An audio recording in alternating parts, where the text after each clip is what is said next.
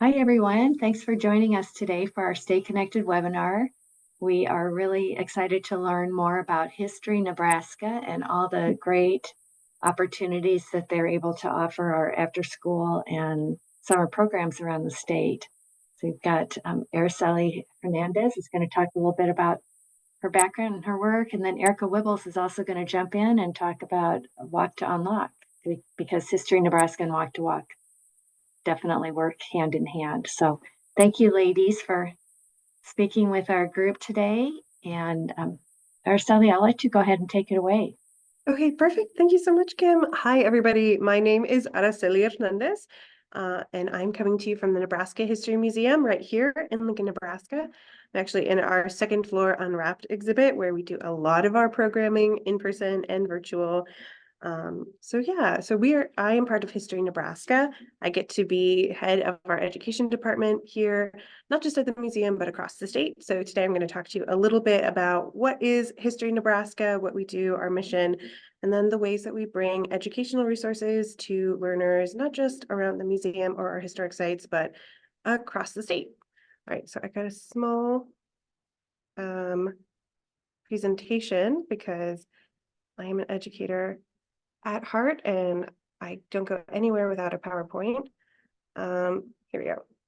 So a big thing that we do like to say here at History Nebraska is that we are proudly open to all. So here is a little bit about our learning at History Nebraska. So today we're going to talk about who is History Nebraska, our educational programming, specifically what our programs are, what other resources, learning resources we have for people inside and outside the classroom, our future plans, our kind of hopes to expand history learning across the state, and how to connect with us. So first and foremost, who is History Nebraska? You might know us as our former name, the Nebraska State Historical Society, as people knew us for a long time. Kind of a bit of a rebrand a few years ago, but we have been around since 1878. And so the Historical Society really started as a group of Nebraskans realizing there's so much change, there's so much going on here in Nebraska, and somebody needs to be here to document it so that people, Nebraskans and future generations can know exactly what's going on and the stories that are happening right now. And we've really kept that fire and that spirit through the years, and that's still what we're doing today. Our official mission at History Nebraska is to collect, preserve, and open to all the histories that we share. We do that in a bunch of different ways, not just through education. People might not know, but we are actually the home of the State Archaeology Office for Nebraska. We also have the state collections, object collections, photo collections, AV collections, and the state archives.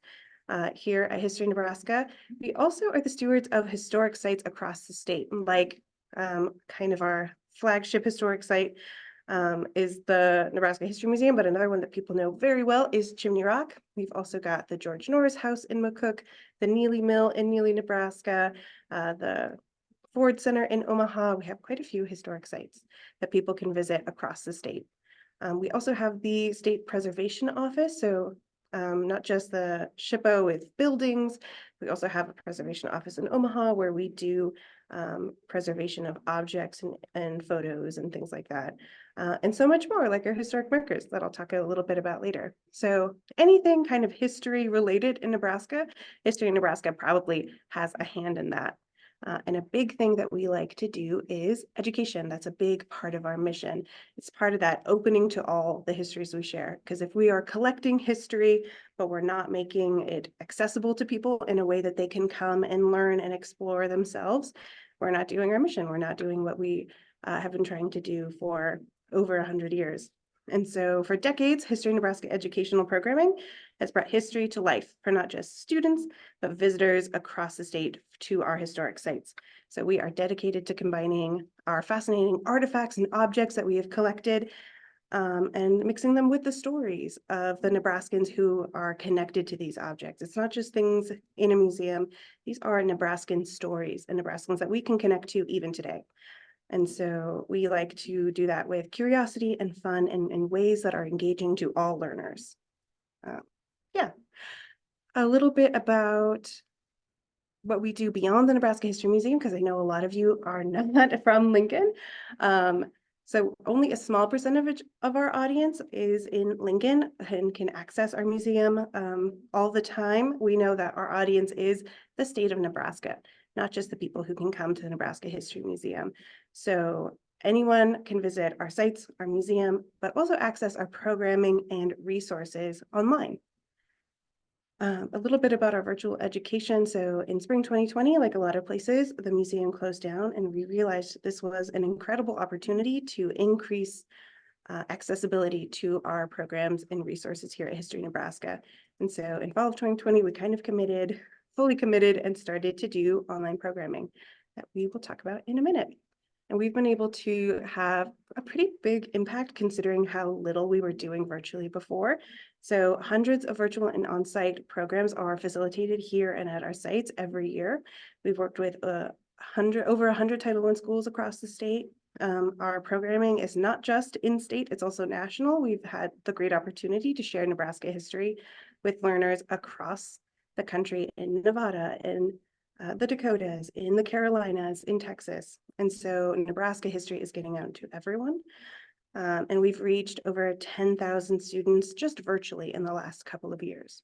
And so we're hoping that we haven't reached everyone in Nebraska. And so hopefully some of these things that you guys haven't heard about and would like to utilize in your classrooms and in your programs. Yeah, so more about our programs. So virtually, we've got a menu of about 8 virtual programs that I will go through and describe just a little bit, but all of this information is available on our website too. If you want to dig deeper into the topics and the activities of our virtual menu. So a lot of our virtual programs are connected to exhibits or collections in our museums and historic sites. So for example, we've got our George W. Norris virtual field trips. There are 3 virtual field trips centered around Nebraska's greatest public servant, George Norris. We are huge fans here at the museum. So we kind of go in our first 2 lessons through what is a public servant and why are they so important to not just Nebraska history, but Nebraskans today? How do public servants affect us now? And so we talk about rural electrification, we talk about the unicameral, we talk about what made George Norris a public servant and how his story of public service is kind of felt throughout other public servants across the state. And so we've got 3 lessons all about George Norris, facilitated from the George Norris House, one of our historic sites in McCook, Nebraska. We've also got our virtual field trip about the Oregon Trail. A huge part of Nebraska history is pioneer history. We're very well known for that. And so at Chimney Rock in the Chimney Rock Museum in Bayard, we do our Chance Choice in Chimney Rock virtual program, which is all about the chances that people who were traveling on the Oregon Trail were taking, the choices they made along the way, and how Chimney Rock was a big symbol of this Western expansion. We've also got some from inside the museum. So we've got our hidden homestead kind of mystery box. So this is done for secondary students. So our first 2 are kind of anywhere between elementary and can be scaffolded up to secondary and even adult audiences, specifically with our Oregon Trail virtual program. Our Mystery in the Museum series is for secondary, even going into adults. So we have this program not just virtually, but in person as well. And it's kind of an escape room lockbox situation where learners are looking at primary sources that we have right here in our collections and learning more about exodusters who came to Nebraska and made communities, specifically in DeWitt, Nebraska. We also talk about, in our 4th one right here, bison in America, specifically bison in Nebraska, how big bison were to our culture. They were a cultural resource. But also how they were used as a commodity here in Nebraska too, and how we've been able to balance the 2 so that we can still have bison today. Yeah, that is also a very popular one, not just in state, but nationally. Just a few more of our virtual programs. We've got Piecing Together the Past, which is based on an exhibit we have here at the museum, all about Nebraska archaeology and archaeologists. A lot of Nebraska history, most Nebraska history is unwritten, and archaeologists are the ones who uncover that history and give stories to the people who can't tell their own stories. And so that one is for upper elementary to middle school students. The first in a series that we are planning to expand on this year is our Nebraska Trailblazers, which is all about African-American trailblazers in Nebraska history. Our first program in this series is about the Buffalo Soldiers of Fort Robinson, who were, of course, the first African-American soldiers in the U.S. Army, who have a big story to tell at Fort Robinson. Also got our unicamera lesson that is taught both at the George Norris House and here at the museum, depending on the day. It's all about the unicameral and how Nebraska became the only state in the United States to have a unicameral legislature. How did it happen? How was George Norris a part of it? And how does it work? How does it affect us today?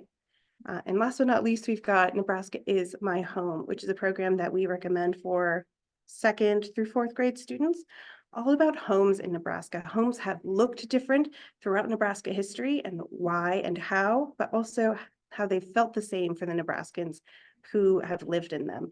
We want to feel safe. We want to feel protected. We want to feel like this place is our home. And so we go through what different homes throughout history looked like and the Nebraskans who lived in them, learning a little bit about exodusters, learning about different Native American tribes and what their homes looked like throughout time.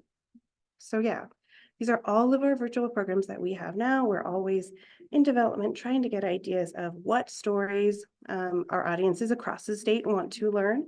And these are not available just for school students. We do them for after school programs, adult learners.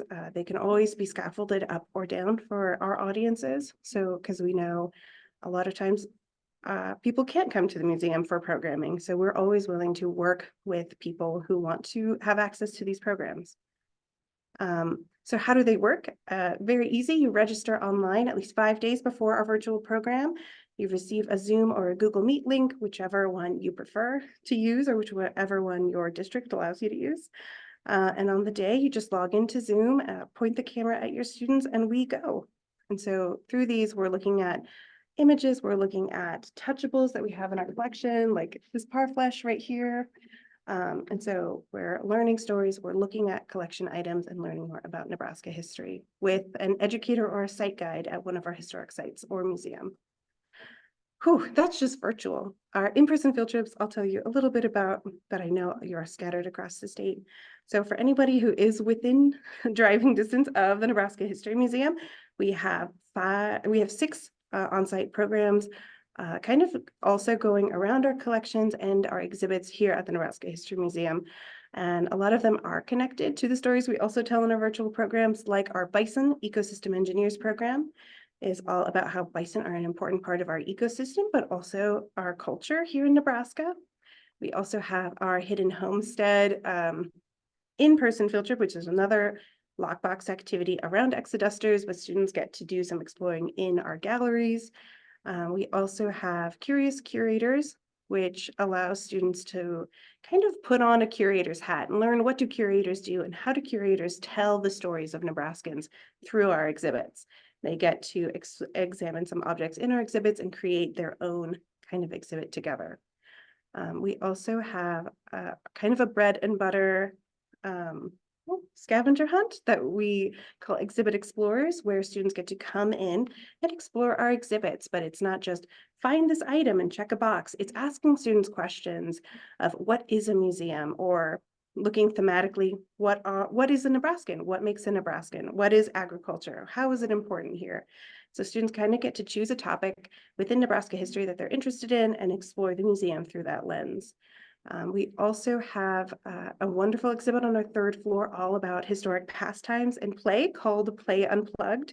So there is a corresponding field trip for that where students get to look at games played by Nebraskans through history and learn how to play them themselves. And last but not least, for kind of our secondary students, we've done it with college students, teachers here for in-service events, is Chronologically Nebraska, where you kind of get to explore quickly and in a competitive way different parts of Nebraska history and put them in chronological order, which gets very competitive and the museum gets very loud. Yeah. Also, how do field trips work? You register online at least 7 days before, and we have a wonderful scheduling system that automatically sends you a confirmation, tour details, reminders. And once you arrive at the Nebraska History Museum, you're greeted by an educator and you kind of complete your field trip. There are also mini lessons or pre-visit lessons that you could do with your class, online or in person in your classroom by yourselves. There's always post-learning opportunities, whether it's in person or virtual. We're trying to give you as many resources as possible to explore this topic in Nebraska history. Okay, last but not least, we do a lot here, is our summer workshops. So our summer workshops are done here at the Nebraska History Museum or within driving distance of the Nebraska History Museum. We also do outreach where we go and we do these summer workshops with you in your space. So we've got 3 this summer. We rotate every summer. We try to do new things every year. So we've got 3 summer workshops this year, which is 1, digging into the past, kids in history, where students get to learn about archaeologists and what important jobs archaeologists do, kind of explore objects as if they were archaeologists from Nebraska kids throughout history, and kind of compare and contrast the different objects that they would have used with what they would use today. We've also got, through our Play Unplugged exhibit, Going for Gold, which is all about Nebraska Olympians and Paralympians. They learn about how Nebraska is actually full of Olympic and Paralympic athletes in history. We learn more about these athletes themselves, the events that they participated in, and whether they won medals or didn't win medals. And then they get to explore what those events are themselves in a museum safe way. And last but not least, we've got a summer workshop all about our historic marker program, which we are very proud of here at History Nebraska. If you're driving along the highway, driving along the interstate, and you see those big blue signs all about Nebraska history, that's History Nebraska. And so students get to do another lockbox escape room type activity where they're learning about historic markers. They're learning about the stories on historic markers, finding clues to unlock a mystery together. Yeah, if you are not close enough to come to the museum or don't have time to do a virtual field trip, we also have other resources that you can use in your classroom without one of our educators. We have Blue Kits and Cahoots that you can use in your classrooms, all about Nebraska history. We've got Bison, we've got George Norris, we've got Unicamera Blue Kits and Cahoots that we're adding to all the time. We also have a lot of other learning resources and that we're hoping to expand in the future. So we do have a lot of national programs that people, not just in Nebraska, are able to do. We've also got a couple of apps. One is all about our historic markers, but we also have an AR/VR experience app that allows people to explore the Neely Mill and milling equipment from the past. And so you can explore the Neely Mill from your classroom, from your iPad or phone, and kind of brings this machinery and explains this machinery and how important milling was, not just to Neely, but to everyone in Nebraska. We've also got online resources that we will be launching this year, probably in the next couple of months, that are interactive games. There are going to be primary resource packets. There are going to be book lists to recommend historic topic books for different age ranges that are going to be available on our website. Also on our website are virtual exhibits that kind of put together pieces from our online collections in a way that you can explore together, even if you're not here at the Nebraska History Museum. So a way to connect with us is just through our website. So all you need to do is go to our website, history.nebraska.gov, and right here at the top is an education tab. Or you can look at all these other things, our programmings, our blog posts. Wow, I just really wanted you to see our blog posts, I guess. Yeah, but once you are ready to go, our education page has all the information about museum, field trips, virtual field trips, special programming, and summer events. So you go down there, you explore kind of all of the options that we have for you, choose the one you like, and then just click to register. It's that easy, just a couple of clicks, and then you get to find the day and time that works best for you that we have available in our calendar. And yeah, dates and time, and then filling out a very short registration page of who are you, what age are your students, what group are you from. And another great thing is all of our programming, all of our educational programming is free. We are a state agency, and so we do all of this as a service for educators. We want educators to have the best history programming, Nebraska history programming that we can, and we do that for free. Oh, one more thing I wanted to show is, again, if you don't have the time or the space to explore our museums, you can always explore history in your own community through our historic marker program. There are historic markers across the state, and we have a wonderful website and an accompanying app called My Nebraska History that lets you explore historic markers across the state. So you just, let's see, you go to wherever you are from. I'm originally from Kearney, so I like to hit on Kearney sometimes and just see all the historic markers that are right near you. So you can plan a trip to it, or you can just explore it together from the website. So it has pictures of the marker, and even sometimes accompanying online resources or pictures of objects that are related to that story that we have in our collection for you to explore as well. We also have featured markers and marker tours that you can go on across the state. Ooh, I just said a lot of things to you. Does anybody have any questions about our programs, our resources, History Nebraska?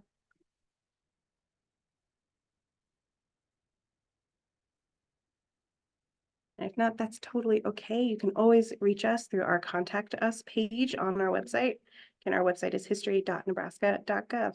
Thank you guys so much. I will throw it to Erika to talk about our other wonderful program that we do with you. Good afternoon. I'm Erika Wibbels with Nebraska Department of Education, and Araceli has been a great partner for us along with his develop our and so I want to quick give an overview, and then I'll show you some connections on how we partner with them. I have, if I can pull up my slide here and share my screen. Walk Down Lock Nebraska has various partners to help us, encourage kids to get physically active and move their bodies, but also to engage and learn in our state. And so really here you're seeing our main screen. I am with Department of Education in the Office of Coordinated Student Support Services, so I always throw that out. And then on the right side of the screen, you can see that we are partly funded from the Expanding Learning Grant opportunities. So thankful for that. This is talking about how Walk Down Lock developed. There was a program with NDE and History Nebraska back in the 1990s called Walk Through Nebraska History. It was no longer being utilized, and so it got brought to our office and asked if this is something that we would revitalize and redo. And so that's where we came apart. My office is really focused on the whole school, whole community, whole child wheelhouse that you see there on the right side of the screen. So we've really tried to incorporate these different pieces into our program, and physical activity, mental health, family engagement, community involvement. Of course, you guys, the CLCs, we're developing the program for you, as well as nutrition and tying in some of that to it. So really try to hit on a lot of those pieces. As I mentioned, we have a lot of great partners that help us put checkpoints together on the 4 trails that we have active and going. History Nebraska, of course, is one of those main staples for us. Just a overview of Walk Down Lock Nebraska. It is designed to increase local physical activity, so that physical activity happens at and increase the knowledge about Nebraska. The trails are virtual, so you don't actually travel these trails. You enter in your mileage into our calculator, and it's really that goal frame for you to get from start to finish, and provides that context to learn about our state. We are proud to have our program very customizable to be able to mold and fit various environments and demographics and what works for you. So we've built the base, and people can customize it how it works for them. There are numerous benefits from participating in Walk Down Lock. So we really about goals, right? And creating that team atmosphere and creating that positive vibe and helping kids learn to set goals. And so when the younger students are working with this, maybe it's just a short-term versus a long-term goal. Our short-term goal is to get to the next checkpoint. our long-term goal would be to complete the trail. As you're working with older students, or if you're doing this with staff wellness, you can start talking about SMART goals and making those things measurable. How many times are you going to exercise? What's the duration? Or how soon do you want the trail completed? Things like that. We know that if we can enhance students' learning about our state, then we can help build some pride that they live here, and also increase their knowledge of the different job opportunities they could potentially have, and hopefully keep all of our great kids here as they grow into adults. A big piece of this, of course, is based on physical activity. Studies have shown physical activity increases academic performance and reduces negative behavior. So win-win for teachers. And just to show the benefits of physical activity are both on the mental side and on the physical side. Who has Walk to Unlock? We have built this customizable, right? So it's for your CLC clubs. It also can be used as staff wellness. It can be used in the classroom. It can be used with families or other organizations, any group of people who are looking to get active and want to have a goal in mind. We do have activities. So if you're participating in our program as a staff wellness, you might not take advantage of it, but you guys CLC world likely would. And we have content for K through 8th grade at each checkpoint. We have created resources that are about 10 to 15 minutes more geared to the classroom. They may be a reading article, a video to watch, and then we have 30-minute hand-on activities more geared to the after school world or to the family. So trying to hit both sectors and fit what needs are in the various areas. Physical activity, as I said, is a main focus. So how much do we need? Adults should aim for 150 minutes each week and 2 days of strength training. And then youth, children 3 through 5-year-olds should be active every day throughout the day, and children 6 through 17 should be active 60 minutes every day. We know that 3/4 of our youth are not getting that 60 minutes of physical activity a day, and that recommendation is for optimal health. So we want healthy students, and that's one of our main focuses here. If you're not a runner or walker, or you have a group of kids who they don't want to do that, we have this online calculator that has numerous different activities that you can find the activity you were doing, put in the duration of time you did that activity and how many students, and our handy dandy calculator just adds it all up for you. So it takes all the barrier out of that.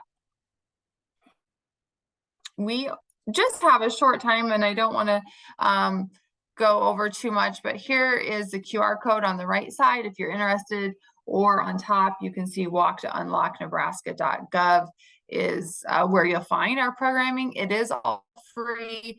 Anyone can sign up for it at any time. We are piloting, as you can see, the Southern. So if you're interested in that, there's some perks that come along with it, prizes and a map for a few surveys back from you guys. So if you're interested in that.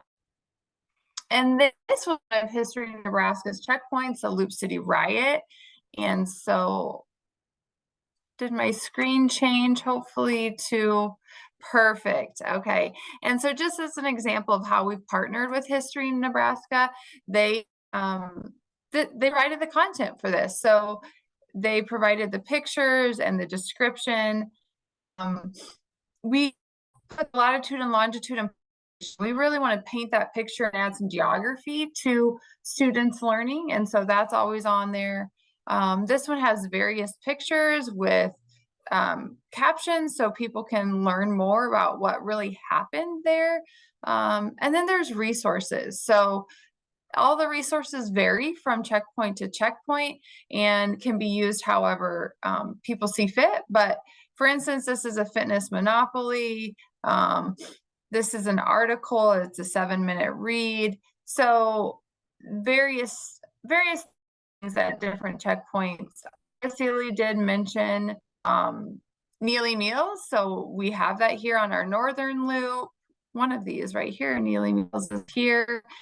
So a lot of her resources really great with our checkpoints that we already have. So you can utilize both programs in one. Kim, I know we're over. Sorry, I will turn it back to you. No, thank you so much for the information. We love hearing about the collaboration across your organizations and how you work together to bring this great content to our after school summer programs, and anyone else who's interested in learning more about Nebraska, which I'm included. I know I will get on there and explore a bit. Thanks for your time and for the work you do. We appreciate it. And thanks to all of you for joining. Our next Stay Connected webinar is April 4th at noon, and we will be learning more about the TMC trailers available from Beyond School Bells, the curriculum that goes along with that, and then resources for summer planning. So I should also mention, I see Sandra on here. I should also mention that we do now have our Get Connected workshop proposal and walk and talk table applications ready to go online on the conference website. So let's see, I wonder how quickly I can grab this. Sandra, you're a lot faster. I don't have it up right now, but I did notice Walk to Unlock is one of the programs that has been at the conference before and shared those resources. We are looking for what you want to hear or what you want to present at the conference. We'll take suggestions too. You can email Kim or I if you have suggestions and want to send us out hunting for a presenter on a particular topic that you'd like us to have at the conference. And I think Erika already, she's a early riser. She already has her applications in. So we appreciate that and look forward to seeing the rest of you. So thanks everyone. And we'll see you on April 4th at noon Central Time. Have a good day. Have a good weekend.